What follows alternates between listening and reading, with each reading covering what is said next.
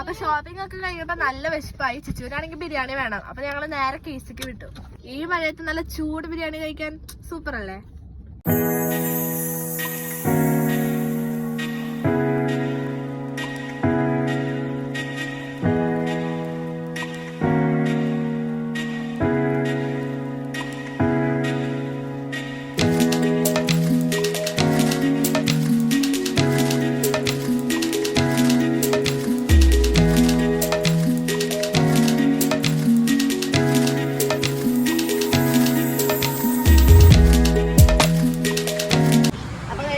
ബൈക്കൊക്കെ ചെയ്യണമെങ്കിൽ നമുക്ക് ഇവിടെ വന്ന് നിൽക്കാം. പിന്നെ മഴയൊക്കെ പെയ്തിട്ടൊക്കെ ഇതായത് കണ്ട പ്രകൃതി നല്ല അടിപൊളിയായിട്ടുണ്ട്.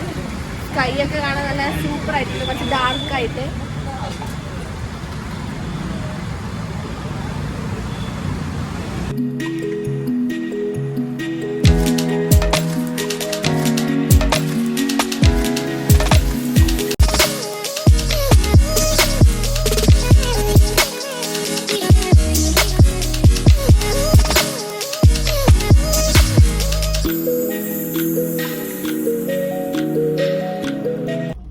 ബിരിയാണി ഒക്കെ കഴിച്ചു കഴിഞ്ഞപ്പോ ഞങ്ങൾ അച്ഛമ്മയ്ക്ക് ഒരു ബിരിയാണി മേടിച്ചു. അപ്പൊ അച്ഛമ്മോട് പറഞ്ഞു ഇറങ്ങല്ല, അച്ഛമ്മയ്ക്ക് ഒരു സാധനം കൊണ്ടുവരുന്നുണ്ടെന്ന്. അപ്പൊ അച്ഛമ്മ കട്ട വെയിറ്റിംഗ് ആണ്. അപ്പൊ നമുക്ക് അച്ഛമ്മയ്ക്ക് ബിരിയാണി കൊണ്ടു കൊടുക്കാം.